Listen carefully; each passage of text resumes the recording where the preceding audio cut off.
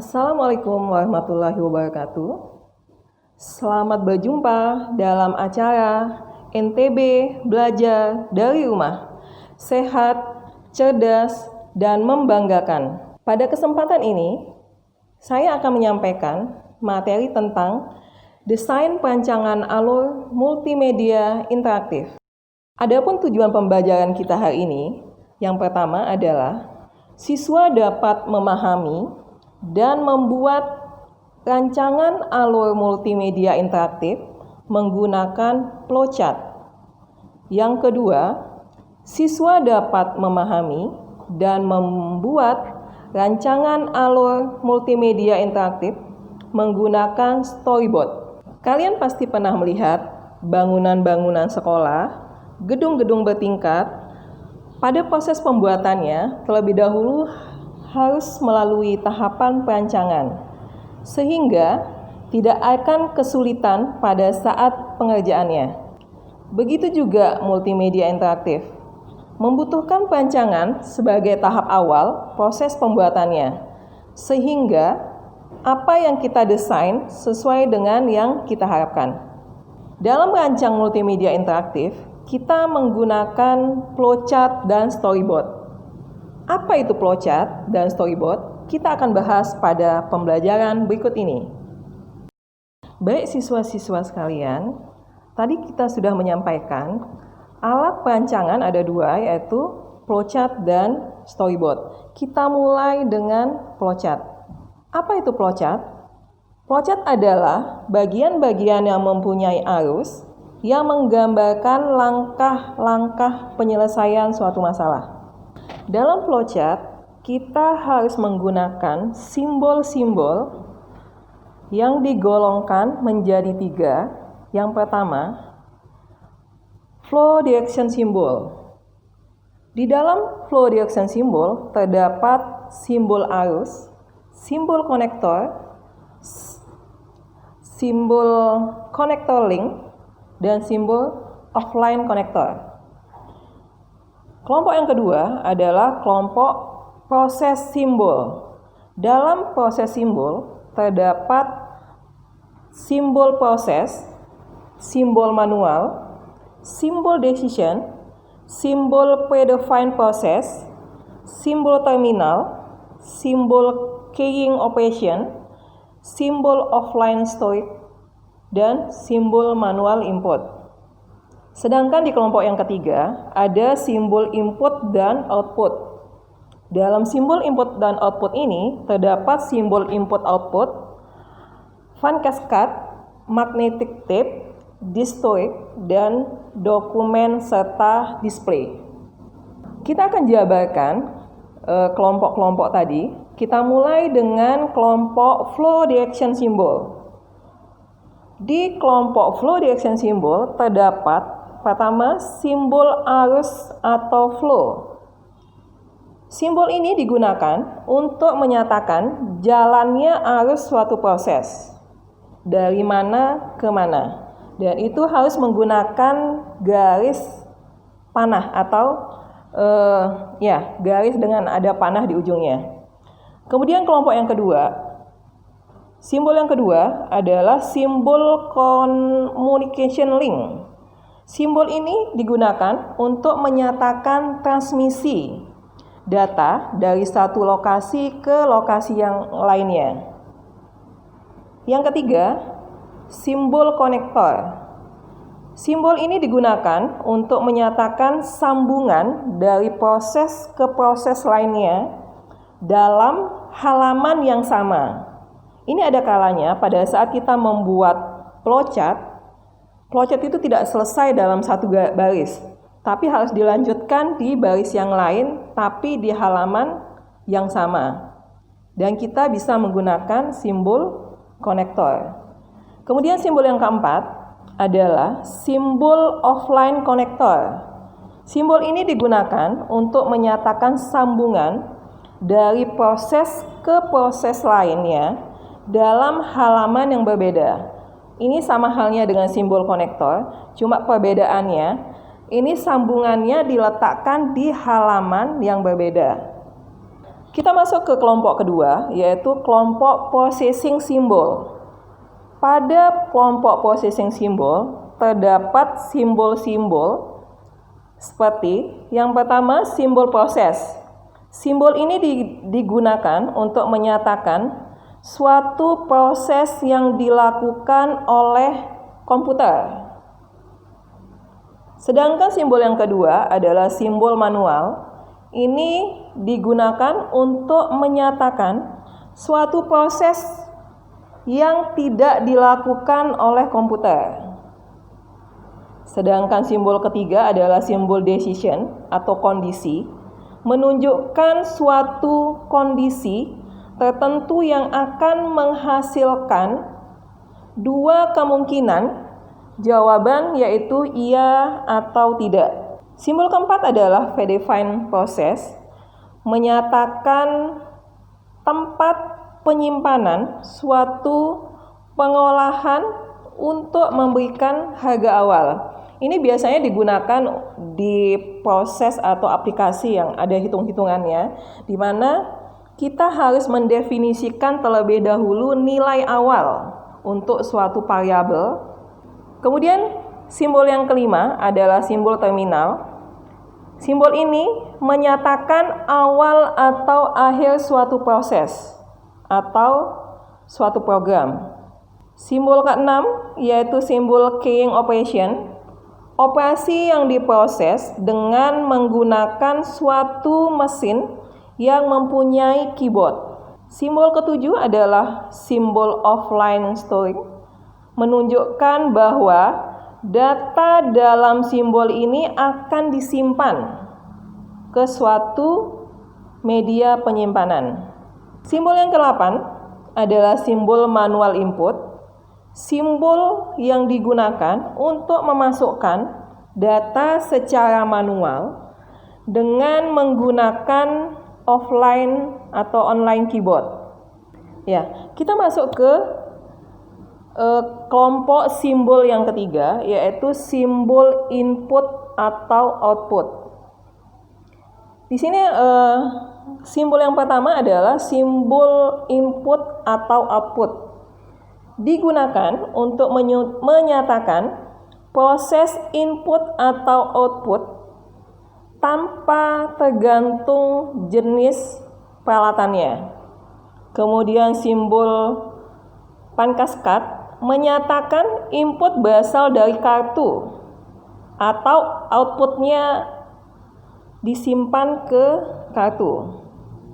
Kemudian simbol magnetic tape menyatakan input berasal dari pita magnetis atau output disimpan ke pita magnetis. Kemudian disk-story menyatakan input berasal dari disk atau output disimpan ke disk. Selanjutnya adalah simbol dokumen. Ini digunakan untuk mencetak keluaran dalam bentuk dokumen melalui printer. Dan yang terakhir adalah simbol display. Digunakan untuk mencetak keluaran dalam layar monitor. Apakah siswa-siswa sekalian sudah paham simbol-simbol flowchart dan fungsinya masing-masing? Untuk lebih jelasnya, kita coba pembuatan flowchart berikut ini. Ya, di sini ada contoh flowchart proses login. Di proses login tersebut terdapat simbol terminal, yaitu star, sebagai penanda proses dilakukan dari awal. Kemudian setelah simbol terminal yang kita tulis star selesai, kita tambahkan tanda panah ke bawah dan kita masukkan simbol display. Di simbol display itu kita masukkan keterangan, yaitu perintah untuk memasukkan username dan password. Selanjutnya kita tambahkan lagi tanda panah ke bawah. Di situ ada tombol input. Di tombol input kita diminta untuk memasukkan atau mengetikkan username dan password.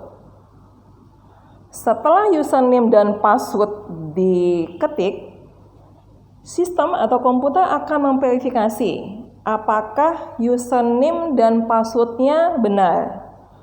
Kalau username dan passwordnya benar, kita akan bisa masuk ke aplikasi.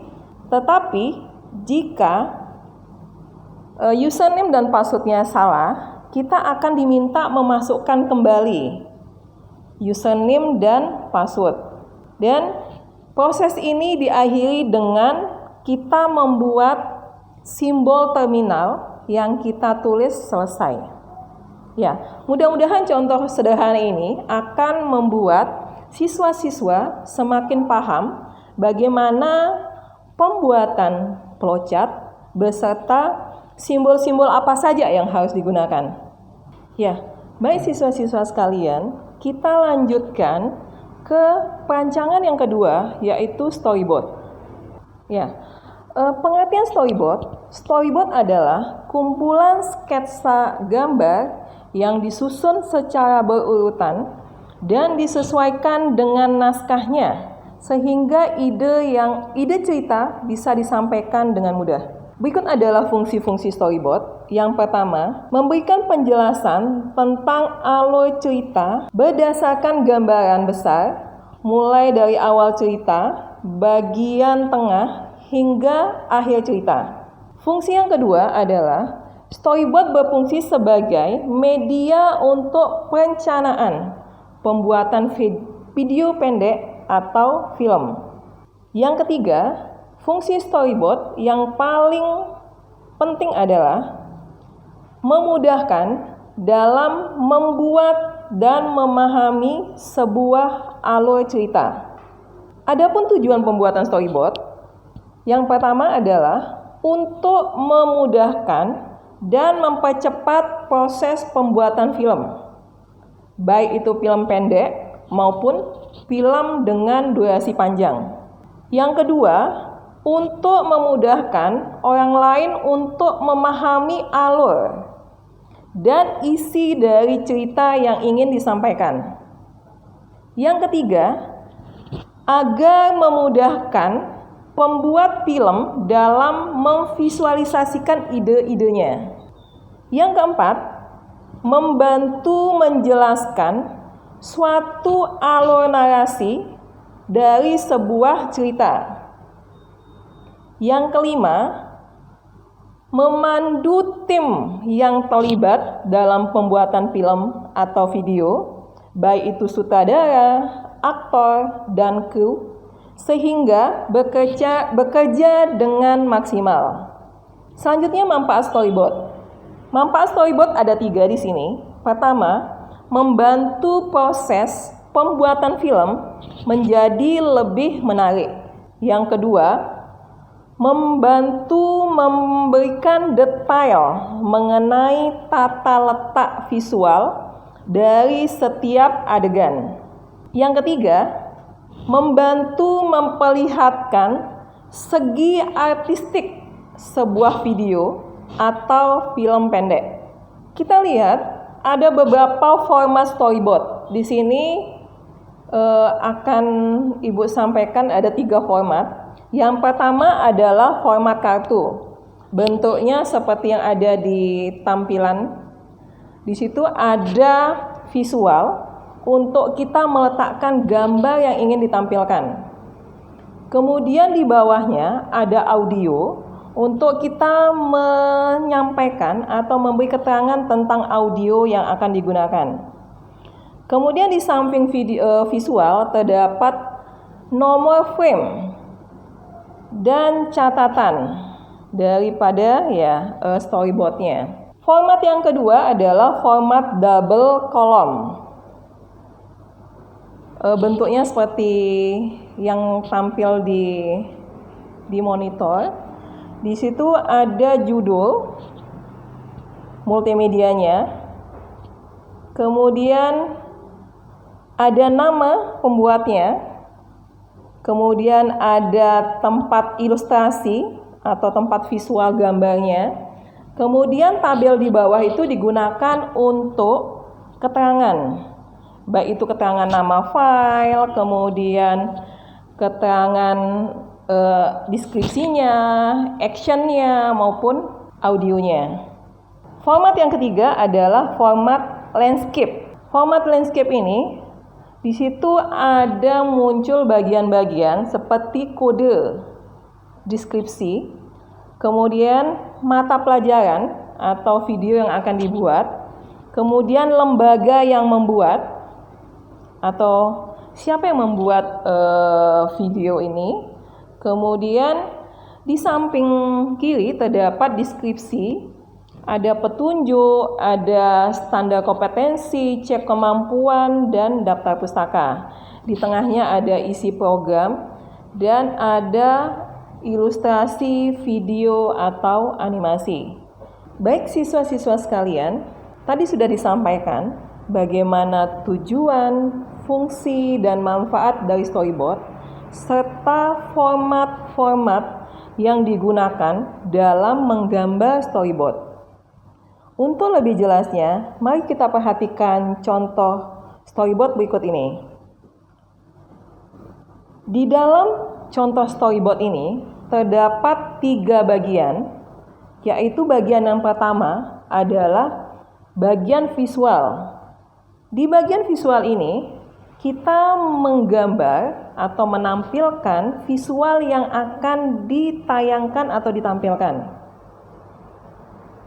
Kemudian di bagian kedua adalah cara atau teknik pengambilan gambarnya. Contohnya, ada long shot, ada close up, ada medium shot, dan lain-lain. Kemudian bagian yang ketiga adalah bagian deskripsi. Di bagian deskripsi ini dijabarkan durasi selama visual tersebut ditampilkan, kemudian audio yang menyertai visual tersebut, kemudian kalau ada percakapan, di situ kita harus menaruh atau menyampaikan dialog yang diucapkan di proses visual tersebut. Dari materi yang sudah disampaikan tentang perancangan multimedia interaktif menggunakan flowchart dan storyboard, apakah siswa-siswa sekalian sudah memahami? Agar kalian lebih paham, silahkan kalian berlatih membuat perancangan sederhana, flowchart maupun storyboard, dan kalian dapat mendiskusikannya dengan Bapak Ibu guru kalian masing-masing. Demikian pembelajaran pada hari ini. Kalian juga dapat menyaksikan tayangan materi ini pada laman berikut. Semoga anak-anak selalu sehat dan ingat untuk menerapkan protokol kesehatan seperti mencuci tangan dengan sabun, menggunakan masker di keramaian, menjaga jarak, dan selalu berdoa. Sampai jumpa.